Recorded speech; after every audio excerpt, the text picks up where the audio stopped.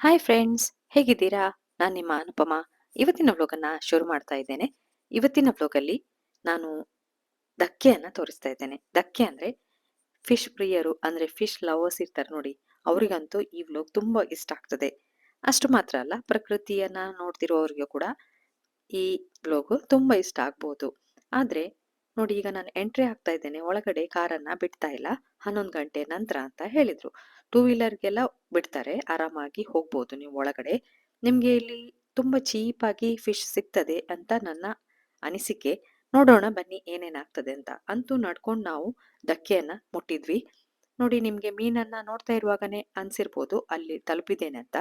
ನೋಡಿ, ದೊಡ್ಡ ದೊಡ್ಡ ಅಂಜಲ್. ಕೆಲವು ಮೀನಿನ ಬಗ್ಗೆ ನೀವು ಕೇಳಿದ್ರೆ ನನ್ಗೇನು ಅನುಭವ ಇಲ್ಲ, ಆದ್ರೂ ನನ್ಗೆ ಗೊತ್ತಿರುವಂತಹ ಮೀನನ್ನ ಹೇಳ್ತಾ ಇದ್ದೆ ನೋಡಿ. ಇಲ್ಲಿ ನೋಡಿ ಯಾವ ರೀತಿ ಇದೆ ಅಂದ್ರೆ, ತಲೆ ಮೇಲೆಲ್ಲ ಹೊತ್ಕೊಂಡು ಮೀನನ್ನ ಬೇರೆ ದೇಶಗಳಿಗೆ ಅಥವಾ ಬೇರೆ ಊರಿಗೆ ಇದನ್ನ ಕಂಟೈನರ್ ಅಲ್ಲಿ ಹಾಕಿ ಕಳಿಸ್ತಾರೆ. ಇಲ್ಲೆಲ್ಲ ಅದೇ ಕೆಲಸ ಮಾಡ್ತಾ ಇದ್ದಾರೆ, ನೋಡ್ತಾ ಇರ್ಬೋದು ನೀವು. ಅದು ಮಾತ್ರ ಅಲ್ಲ, ಇಲ್ಲಿ ನಿಮ್ಗೆ ಬಲ್ಕ್ ಆಗಿ ಫಿಶ್ ಸಿಗ್ತದೆ ಹೋಟೆಲ್ನವರಿಗೆ. ಮತ್ತೆ ಏನಾದ್ರೂ ಫಂಕ್ಷನ್ ಎಲ್ಲ ಮಾಡುವಾಗ ಇಲ್ಲಿಂದಾನೇ ಜಾಸ್ತಿಯಾಗಿ ಮೀನನ್ನ ತಗೊಂಡು ಹೋಗ್ತಾರೆ. ಇದು ಅಂಜಲ್. ನಾವು ಹೋಗ್ತಾ ಇರುವಾಗ ರೋಡಲ್ಲೇ ಅಂದ್ರೆ ಆ ದಾರಿಯಲ್ಲೇ ಇದನ್ನೆಲ್ಲ ಮಾರ್ತಾ ಇದ್ರು. ನೋಡ್ತಾ ಇರ್ಬೋದು ನೀವು ಯಾವ ರೀತಿ ರಾಶಿ ಹಾಕಿ ಮಾರ್ತಾರಂತ. ಇದರ ರೇಟ್ ಎಲ್ಲ ನಾನು ಕೇಳಲಿಕ್ಕೆ ಹೋಗ್ಲಿಲ್ಲ, ಆದ್ರೂ ನಾನು ವಿಡಿಯೋ ಮಾಡ್ತಾ ಹೋಗ್ತಾ ಇದ್ದೇನೆ.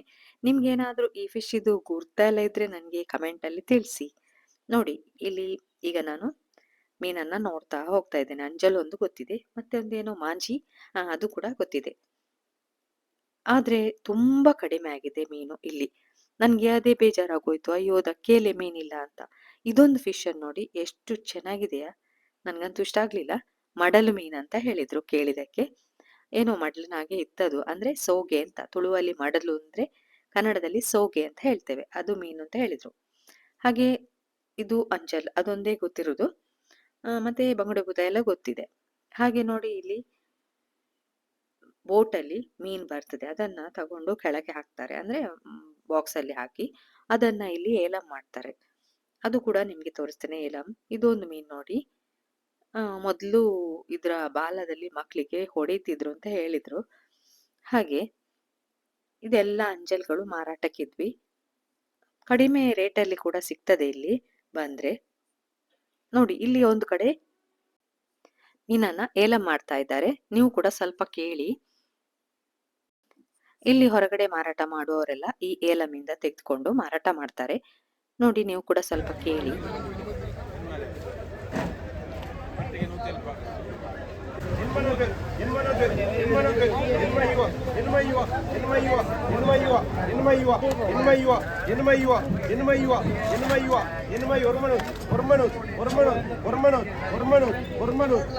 ನಿಮ್ಮ ರೇಟಿಗೆ ಸರಿ ಅನ್ಸಿದ್ರೆ ನೀವು ಏಲಮ್ಮ ಕರಿಬಹುದು.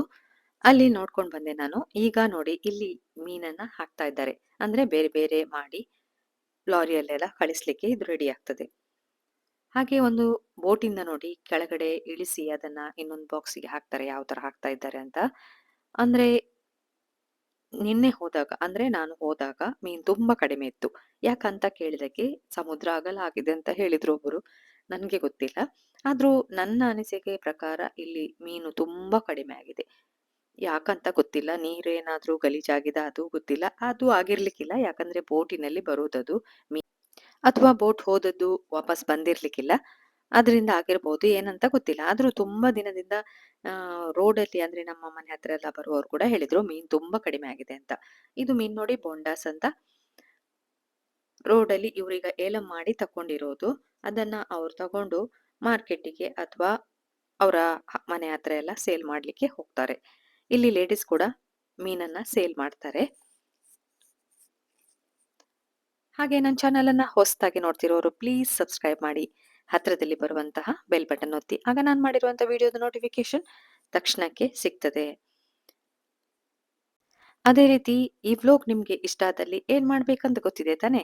ಲೈಕ್ ಕೊಡಿ, ಕಾಮೆಂಟ್ ಹಾಕಿ, ನಿಮ್ಮ ಫ್ರೆಂಡ್ಸ್ಗೂ ರಿಲೇಟಿವ್ಸ್ಗೂ ಎಲ್ರಿಗೂ ಇದನ್ನ ಶೇರ್ ಮಾಡಿ. ಹಾಗೆ ನೋಡಿ, ಇನ್ನು ಮುಂದಕ್ಕೆ ಹೋಗುವ, ಇನ್ನು ತುಂಬಾ ಇದೆ ನೋಡುದು.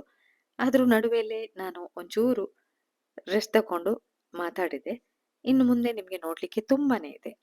ನೋಡಿ, ಅಂಜಲ್ ಕೈಯಲ್ಲಿ ಹಿಡ್ಕೊಂಡು ಅವ್ರು ಹೇಳಿದ್ರು ನನ್ ಮುಖ ಬೇಡ, ಮೀನ್ ಮಾತ್ರ ಸಾಕು ಅಂತ ಹೇಳಿದ್ರು. ಹಾಗೆ ಇನ್ನು ನಾನು ಇಲ್ಲೆಲ್ಲ ನೋಡ್ಕೊಂಡು ಆಚ್ ಕಡೆ ಹೋಗ್ತಾ ಇದ್ದೇನೆ ಈಗ ಬೋಟ್‌ನ ಹತ್ರ ಎಲ್ಲ. ಇದು ನೋಡಿ, ಇದು ಮೀನನ್ನ ಎಣ್ಣೆ ಮಾಡ್ಲಿಕ್ಕೆ ಮತ್ತು ಗೊಬ್ಬರಕ್ಕೆ ಹಾಕ್ತಾರಂತೆ. ಅದು ಒಂಥರ ಗಲೀಜಾಗಿತ್ತು ಮೀನು. ಅದನ್ನ ಎಣ್ಣೆ ಮಾಡ್ತಾರೆ ಅಂತ ಹೇಳಿದ್ರಲ್ಲಿ. ಅದಕ್ಕೂ ಕೂಡ ಸಪರೇಟ್ ಒಂದು ಪ್ಲೇಸ್ ಇತ್ತು. ಅಲ್ಲೇ ಮಾಡ್ತಾ ಇದ್ದಾರೆ ಇದನ್ನೆಲ್ಲ. ಹಾಗೆ ಬೋಟ್ ಬಂದ ಹಾಗೇನೆ ಮೀನು ಬರ್ತಾನೆ ಇತ್ತು. ನೋಡಿ ಇನ್ನೊಂದು ಬೋಟ್ ಬರ್ತಾ ಇದೆ. ಅದು ಎಲ್ಲಿ ನಿಲ್ತದಂತ ಗೊತ್ತಿಲ್ಲ. ಅಥವಾ ಇದೇ ಪ್ಲೇಸಲ್ಲಿ ನಿಂತ್ಕೋಬಹುದು. ಹಾಗೆ ತುಂಬಾ ಬೋಟ್‌ಗಳು ಅಲ್ಲೇ ಇದ್ವು. ಹೋಗಿ ಬಂದದ್ದಾ ಏನೋ ಆಗಿರ್ಬಹುದು. ಆದ್ರೂ ನೀರಂತೂ ಅಷ್ಟು ಒಳ್ಳೆ ಇರ್ಲಿಲ್ಲ ಅಲ್ಲಿ. ನೀರೆಲ್ಲ ತುಂಬಾ ಗಲೀಜ್ ತರ ಕಂಡಿತ್ತು ನನ್ಗೆ. ಏನಂತ ಗೊತ್ತಿಲ್ಲ ನನ್ಗೆ. ಮತ್ತೆ ನನ್ಗೆ ಅಷ್ಟೇನು ಇದ್ರ ಅನುಭವ ಇಲ್ಲ. ನಾನ್ ಧಕ್ಕೆನ ನೋಡ್ಲಿಕ್ಕೆ ಮಾತ್ರ ಬಂದಿರೋದು. ನೀವು ಕೂಡ ಸುಮ್ನೆ ನೋಡ್ತಾ ಹೋಗಿ ಏನೇನಿದೆ ಅಂತ. ನಿಮ್ಗೇನಾನಾದ್ರೂ ಅನಿಸಿದ್ರೆ ಅದನ್ನ ಕಮೆಂಟ್ ಬಾಕ್ಸ್ ಅಲ್ಲಿ ಹಾಕಿ. ನನ್ಗೂ ಕೂಡ ಖುಷಿ ಆಗ್ತದೆ. ನೀವು ಇಡೀ ವಿಡಿಯೋವನ್ನ ಸ್ಕಿಪ್ ಮಾಡದೆ ನೋಡಿದ್ರಿ ಅಂತ. ನೋಡಿ ಹೊಸತೊಂದು ಬೋಟ್ ಬಂದಿದೆ. ಅಲ್ಲಿ ಈಗ ಮೀನನ್ನ ತಗೊಳ್ಳಿಕ್ಕೆ ತುಂಬಾ ಜನ ಕಾಯ್ತಾ ಇದ್ದಾರೆ. ಅಂದ್ರೆ ಕೆಳಗಿಳಿಸ್ಲಿಕ್ಕೆ ಮೀನನ್ನ. ನೋಡಿ ಇದು ಬೂತಾಯಿ. ಹಾಗೆ ನಾವು ಮುಂದಕ್ಕೆ ಹೋದ್ವಿ. ಇದನ್ನ ನಾಡದೋಣಿ ಅಂತಾರೆ. ಬೋಟ್ ಅಲ್ಲ ನಾಡದೋಣಿ. ಇದರಲ್ಲಿ ಕೂಡ ಮೀನನ್ನ ಹಿಡಿದುಕೊಂಡು ಬರ್ತಾರೆ. ಇದು ಫ್ರೆಶ್ ಮೀನು. ಹ್ಮ್. ಓಡದು ಬೋಟು, ಓಡದು ಮೀನಂತೂ ಕೂಡ ಕರೀತಾರೆ ಇದಕ್ಕೆ. ಅಂದ್ರೆ ಅದರಲ್ಲಿ ಸಿಗುವಂತಹ ಮೀನನ್ನ. ಅದು ತುಂಬಾ ರುಚಿಯಾಗಿರ್ತದೆ. ನೋಡಿ ಇಲ್ಲಿ ಎಷ್ಟೊಂದು ಕೊಕ್ಕರೆಗಳಿವೆ. ಅವುಗಳಿಗೆ ಕೂಡ ಫುಡ್ ಸಿಗ್ತದೆ ನೋಡಿ. ಅದಕ್ಕಾಗಿ ಅಲ್ಲೇ ಇರ್ತದೆ ಯಾವಾಗ್ಲೂ. ಹಾಗೆ ನಿಮ್ಗೆ ನಾನು ಬೋಟ್ ಅನ್ನ ತೋರಿಸ್ತಾ ಇದ್ದೇನೆ. ಒಳಗಡೆ ಯಾವ ರೀತಿ ಇದೆ ಅಂತ. ಓಡ ಅಂತ ಹೇಳ್ತಾರೆ ಇದು. ನಾಡದೋಣಿ. ನೋಡಿ ಎಷ್ಟು ರಾಶಿ ಮೀನಿದೆ ಅಲ್ಲ. ಫುಲ್ಲು ಬೂತಾಯಿ ಇದೆ. ಕೆಜಿಗೆ ₹50ಗೆ ಕೊಡ್ತಾ ಇದ್ರು. ಅಂದ್ರೆ ಬುಟ್ಟಿ ಕೂಡ ಕೊಡ್ತಾ ಇದ್ರು. ನಾರ್ಮಲ್ ಹೋದವರಿಗೆ ಕೂಡ ₹50 ಹಾಗೆ ಕೊಡ್ತಾ ಇದ್ರು. ನೋಡ್ಲಿಕ್ಕೆ ಕೂಡ ತುಂಬಾ ಚೆನ್ನಾಗಿತ್ತು ಇಲ್ಲಿ. ಸೀನರಿ, ರೋಡು, ಮೀನು, ನೀರು ಅಂತ. ನೋಡಿ ಇಲ್ಲಿ ರಾಶಿ ಹಾಕಿ ಮೀನನ್ನ ಮಾರ್ತಾ ಇದ್ದಾರೆ. ಆದ್ರೂ ನನ್ಗೆ ಮೊದ್ಲಿಗಿಂತ ಈ ಸಾರಿ ತುಂಬಾ ಮೀನ್ ಕಡಿಮೆ ಅಂತ ಅನಿಸಿತು. ನಿಮ್ಗೇನ್ ಅನ್ಸಿತು ಅಂತ ಕಮೆಂಟ್ ಬಾಕ್ಸ್ ಅಲ್ಲಿ ಹಾಕಿ. ಎಲ್ಲವನ್ನು ನೋಡ್ತಾ ನಾನೀಗ ವಾಪಸ್ ಹೋಗ್ತಾ ಇದ್ದೇನೆ. ಅಂದ್ರೆ ಸ್ವಲ್ಪ ಸ್ವಲ್ಪ ವಿಡಿಯೋ ಮಾಡ್ತಾ ಮಾಡ್ತಾ. ನಿಮ್ಗೆ ಅವಕಾಶ ಸಿಕ್ಕರೆ ಒಮ್ಮೆ ನಮ್ಮ ಮಂಗಳೂರಿನ ಧಕ್ಕೆಗೆ ಭೇಟಿ ಕೊಡಿ. ನೋಡಿ ಅಲ್ಲಿ ಹೇಗಿದೆ ಅಂತ. ಮೀನ್ ತಗೊಳ್ಳಿ ಅಂತ ಹೇಳ್ತಾ ಇಲ್ಲ ನಾನು. ಮೀನ್ ತಿನ್ನದವ್ರು ಕೂಡ ಒಮ್ಮೆ ನೋಡ್ಕೊಂಡ್ ಬರ್ಬೋದು. ಆದ್ರೆ ಸ್ವಲ್ಪ ಸ್ಮೆಲ್ ಎಲ್ಲ ಇರ್ತದೆ. ಅಂಗಿ, ಬಟ್ಟೆ ಎಲ್ಲ ಮೀನಿನ ಸ್ಮೆಲ್ಲೇ ಹೊರಗಡೆ ಬರುವಾಗ. ಆದ್ರೂ ಏನೋ ಒಂಥರ ಖುಷಿ ಆಗ್ತದೆ ಇದನ್ನೆಲ್ಲ ನೋಡ್ತಾ ಇರುವಾಗ. ನಿಮ್ಗೂ ಕೂಡ ಖುಷಿಯಾಗಿರ್ಬೋದು ಅಂತ ಅನಿಸ್ತಾ ಇದ್ದೇನೆ.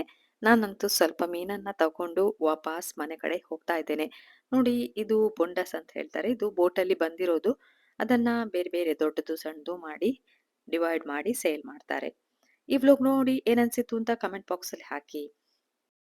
ಹಾಗೆ ಮಂಗಳೂರಿನ ಧಕ್ಕೆಯನ್ನ ಒಮ್ಮೆ ಸುತ್ತಾಡಿ ಬಂದ್ರಲ್ಲ. ಈ ವ್ಲಾಗ್ ಅನ್ನು ನಾನು ಇಲ್ಲಿಗೆ ಮುಗಿಸ್ತಾ ಇದ್ದೇನೆ. ಇನ್ನು ನಾನು ಹೊಸ ವ್ಲಾಗ್‌ನೊಂದಿಗೆ ಸಿಗ್ತೇನೆ. ಪುರ್ಸೊತ್ ಮಾಡಿ ನೋಡಿದ್ದಕ್ಕೆ ಥ್ಯಾಂಕ್ ಯು.